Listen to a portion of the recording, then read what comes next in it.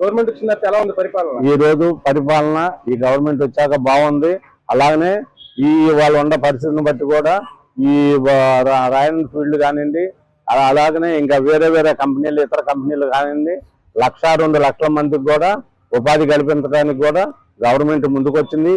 ఇప్పుడు ఈ గవర్నమెంట్ అసలు భూములు దారాదత్తం చేసేస్తున్న కంపెనీలకి అది ఇదని వైసీపీలు మాట్లాడుతున్నారు. దాని మీద మీరేమంటారు? ఈ వైసీపీ వాళ్ళకి పని బాట ఏమీ లేదు. వాళ్ళు నిద్రపోతానా కూడా కలవరిస్తా ఉంటారు.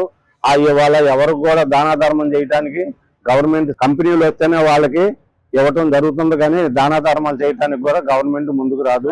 ఇవాళ ఉన్న పరిస్థితి ఏంటంటే జగన్మోహన్ రెడ్డి కానీ వాళ్ళ ఎమ్మెల్యేలు కానీ ఓట్లు అంటే సరదా.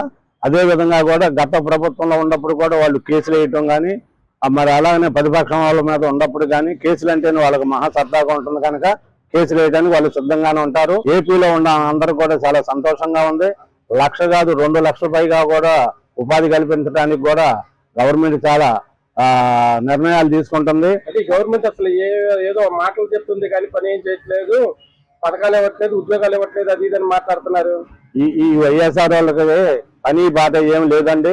ఇవాళ ఉన్న పరిస్థితి ఏంటంటే వైసీపీ వాళ్ళు గతంలో చేయలేని పని అంతా ఇవాళ ఈ గవర్నమెంట్ చేస్తుంది.